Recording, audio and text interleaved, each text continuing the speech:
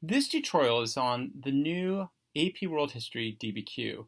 In many ways, the new AP World DBQ is not that different from what we've done in the past. As far as the types of skills, we're just going to have to change the structure around a little bit. There are elements that we are losing from the past. For example, we are no longer doing explicit grouping. Also, we are no longer doing a hypothetical document. And there are some new things that we've gained as well, like outside details and synthesis. But overall, the skills we've been teaching in the past, like what we've been learning throughout this course, are not new. They're just skills that we need to be more conscious about in our teaching. So next up is the thesis statement. As usual, a thesis statement has to answer all parts of the question. I would suggest that the thesis statement be between 2 to 3 sentences. This gives the students enough room to argue about the thesis, but also to provide a concise thesis. Also make sure that they address specific impacts of the question. So when the question asks about political development or gender relations or economic trade relations, they've got to make sure that they address those specific issues. Students must provide a specific reason behind their argument. A lot of times students will just list out an issue without giving a reason or a because statement. And I always tell the students that they need to make sure they have a specific significance statement in their thesis. And I always wonder what this is and if it even is a different statement from one of the ones that they've already made. It's not. What it is it makes sure that they address what's being asked in the question. Again, if the question is asking about gender relations, they've got to make sure they give a reason for the differences or the development or continuity of gender relations. If it asks about trade, it's got to address trade. If it asks about political development, it's got to address political development. A significant statement is basically addressing those big issues that are asked about in the question. Also, work with the students to make sure they don't refer to an issue. They make a direct argument. A lot of times I find students like to tell us that they're going to discuss gender relations or going to discuss trade in the essay. That's not an argument. That's referring to an argument. Make sure during the year that you really press them on making sure that they're giving a specific argument that explains and elaborates on an issue. So we'll give an example. You probably remember this. This was a previous DBQ. Compare the industrialization in Japan and Russia between 1850 to 1914. Here's a poor example that we wouldn't want to see. Japan and Russia were similar during 1850 to 1914 because both countries grew their economy through industrialization. The reason why we don't want to see something like this is that it's a rehashing of the prompt. There really is nothing new or of added value that's being given. The closest we get here is both countries grew their economy through industrialization. That's just basically a repetition of the question, just adding a few vague words on about growing the economy. Here would be a good example. From 1850 to 1914, both Japan and India encouraged their rural population to move to industrial centers for economic growth. However, Japan differed from India because its leaders used industrialization to expand overseas and create a sphere of influence. Notice here we have a clear contrast, a clear comparison, and on top of that we have very specific issues that are being given within about how these two countries provided for industrialization. So there's a second point to the thesis on the rubric that you might have seen when looking over the rubric, and this is the one that's confusing teachers. The second point of the thesis basically says that a student has to provide either support for their overall argument, some kind of dissent, and there needs to be an overall coherency. This is really frustrating teachers, and here's why I think it's frustrating teachers. It turns out that while they've put this in the second point of the thesis, it doesn't have to be within the thesis itself. It can be anywhere within the essay. Now, I'm sure that is very confusing to you, but here's why the issue is. AP World History is really driving the way we are going as far as our rubrics. And it's known, there are a number of names we have for it. It's either asset grading or dimensional scoring grading. And the idea is this, is that we have these specific skills that we give specific points to. AP US History, however, is based upon holistic grading, or it used to be holistic grading. Holistic grading is looking at the overall essay and asking what was good about the overall essay and whether or not it fit into a category of A, B, C, or below that. In order to try to compromise on both sides, and there are upsides and downsides to both sides of grading, the second point of the thesis was meant to be a compromise for AP US history teachers about holistic grading. So the idea was this: when you look at the essay, do you see more support given throughout the essay to the thesis? Do you see a dissent that is given with an outweighing of that dissent? And what do you think about the overall organization? And this point that's put into the thesis section, the second point of the thesis, you can either award or not award based upon the overall support, dissent, or organization of the essay. Now, I have a trick for this. that I like to do with my students, and I have them put it in a short second paragraph right after the thesis paragraph. Here's what I have them do. I make it only 2 to 3 sentences, and what I do is I have them give an alternative argument that they then outweigh against. So my example would be this. Some historians would argue that India and Japan lack significant industrialization due to their rural populations. However, the farming families depended upon young women going into the urban centers to supplement farming incomes. Now notice what I have my students do here. They argue against their thesis for a second and say, okay, here's what some people might say. However, overall, here's why my thesis is still correct. Now here's why I think this really helps. This demonstrates to readers that your students can give an alternative viewpoint. So it's basically a dissenting viewpoint while still providing that overwhelming, outweighing idea in it. Now, by doing this very quickly, what this does for readers is it shows your student can write in a complex way. Now, what readers are going to do for these essays at the AP World History reading is that they're actually going to take a look at the whole essay and ask, is there more support? Is there more dissent? And is there more organization? And then they're going to award that second point.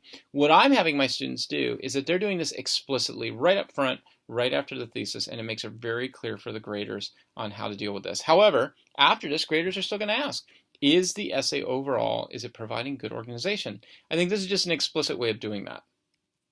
So when they hit the body paragraphs, here's what the students have to do. First, there is no grouping anymore. However, the students really need to get into the habit of providing a topic sentence that provides a specific argument about the documents and the evidence. This just provides for good organization, and it goes back to that second point in the thesis. The topic sentence needs to be significant because it needs to tie back to the issues in the prompt. And then after that, what you're going to have the students do is use 2 to 3 documents. Now, here's where the big change comes in. In the past, students would summarize the document and then use it as evidence. And at some point, they might provide some analysis. No more. Now they've got to analyze every document they use, and they've got about 3 to 4 different ways that they can do this. One of the ways that we're known in the past is point of view. Author's attribution, what is their social status, and then what was their purpose in writing the document.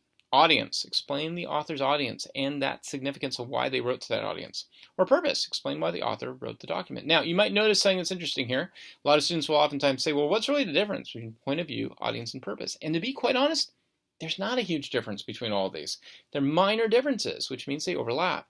That means every single document, if you're addressing point of view, audience, or purpose, you're going to get basically a checkoff on that document. And if you can use at that point 6 out of the 7 documents that are being used in this way, you're basically going to end up getting the points that are necessary for this. I make sure that my students are going to be using all the documents because I want them to get into the habit of doing that. And I want them to get used to using analysis for every single document. Now, big thing that I want you to notice here that you've got to really make a big deal out of with your students. They cannot paraphrase and they cannot quote the documents. You are going to have students who are going to rebel against this. I will tell you this right now because I have had it happen in the past to me. And that's fine. Make sure you tell the students that they can't paraphrase or quote. They've got to analyze. And just know at the beginning of the year, there are going to be some who are going to paraphrase or quote. And you got to take off points from them and explain to them why that's happening because you want to make sure it's not going to happen to them by the end of the year. So some examples. Documents, like I said, here's a good way that you want to do this to make sure it's clear for the reader. You're going to want to cite by the author or title and then use the type of analysis. So for example, one of the documents that was used in the DBQ that I've done, the author was the Count Shigenobu. And so here's a poor example of what I would want the students not to do. Count Shigenobu argues that the Meiji Empire explains that the Japanese studied Western economies for industrialization. Notice here, this is just a rehashing of the document. It's a paraphrasing of the document. But here's a good example. The document from Count Shigenobu was written by a Japanese leader to an American audience and was most likely trying to promote Japan's industrialization to build up trade between 2 large consumer markets. Here's why it's a good example. 1, it gives the attribution, Japanese leader. 2, it gives the audience, American audience. And 3, it tells us the purpose, which is to promote Japan's industrialization. Now, one other thing that I would strongly suggest, after the students write this up, put in parentheses right after the period the document number that this was under. So let's just say for a moment this was document number 2. Doesn't take a long time. Students don't need to write out document 2. All they need to do is put parentheses 2, close parentheses, and that will make it really easy on the reader to know which document is being used. So outside details.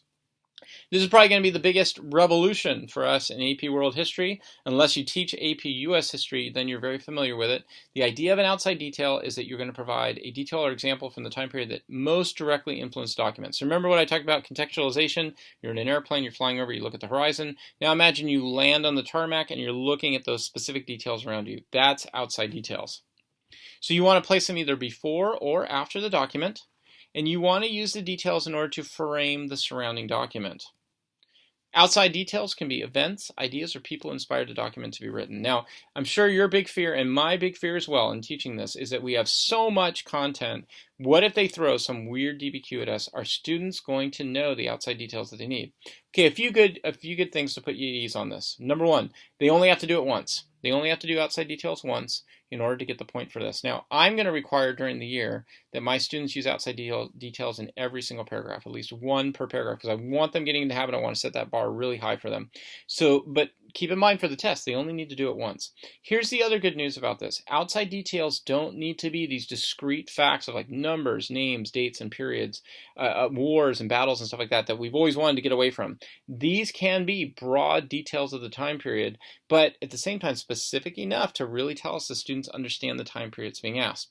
Third thing that's going to be important, they're no longer going to ask crazy DBQ questions like they have in the past. So you probably all remember the DBQ from a few years ago about Indian and British cricket, the game of cricket. Those types of questions won't be asked anymore. We're going to see DBQs that are going to be much more broad and much more specific to the curriculum that will allow students to answer.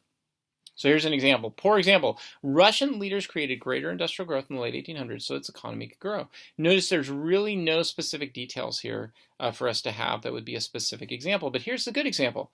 After the Russian loss in the Crimean War, the Tsar tried to implement a program of ending serfdom so its peasants could move into urban centers. Now, there's actually not one outside detail here. There's about three in this particular one.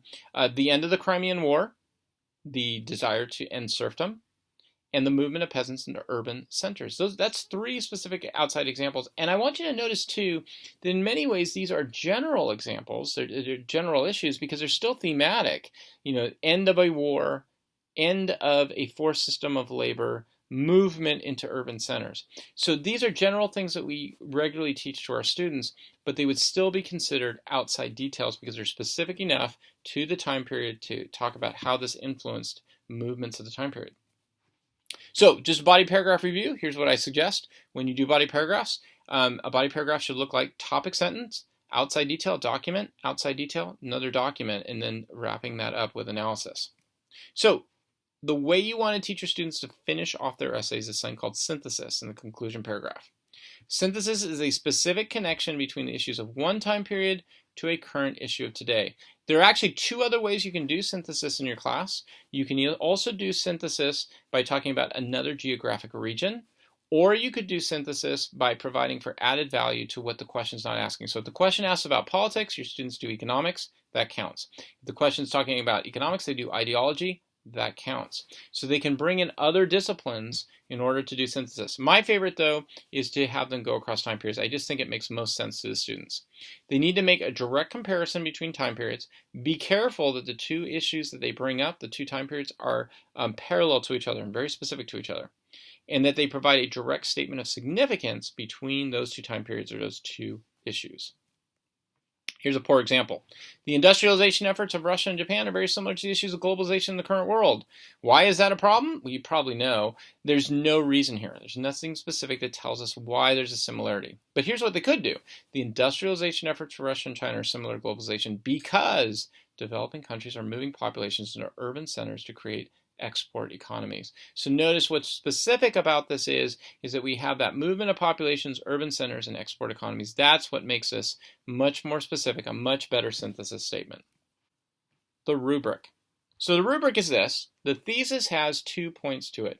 The first point is for the thesis itself. The second point, remember, is for that holistic side of either support, dissent, overall coherency. Next part is documents. In the documents, you're going to award them 1 point for using all the documents, and then 1 point for the analysis of the documents. Now, Actually, the kids can do about half of the documents to get that second point. I'm not going to allow them to do that. They're going to have to analyze all the documents. I want to set a high bar for them, get them used to doing this. So 2 points, one is for addressing the documents. The other one is for making sure they provide the analysis of the documents. Again, I would suggest having them do all of them. However, you can stick to the College Board rubric. Give them 1 point for addressing, 1 point for using the analysis on half of the documents. Next up is outside detail. Again, they only have to do it once to get a point. In my class, it's going to be 1 per body paragraph. I want to set a high bar for them, get them used to doing this. Contextualization at the beginning of that introduction, providing the broad themes and issues, 1 point. And then synthesis, making those connections, 1 point. Now, I'm sure this is very daunting. I'm sure that you're probably looking at this, and especially for a lot of you who are teaching students who are just learning really how to write, this can be a lot to have to do. So a few suggestions that I would have. First, introduce the skills over time. So in September, have them do some work on thesis statements and have them start to analyze documents, just one document at a time. I would suggest introducing the DBQ a little bit later, probably in October. And when you do, have them do a DBQ as a group. Have the first document, the first DBQ that's turned in, it could be a group DBQ. After that, they can start doing it individually, but leave out synthesis. Just go from thesis down to contextualization on the first DBQ and the second DBQ. Do synthesis at the end of the first semester or maybe even into the second semester. By then, they'll have learned enough where they can start to make some of these connections. So I would say ease them into it. Have them practice these skills on a weekly basis. If you think about it, most of these skills honestly can be broken down and they're applied to almost anything we do within history.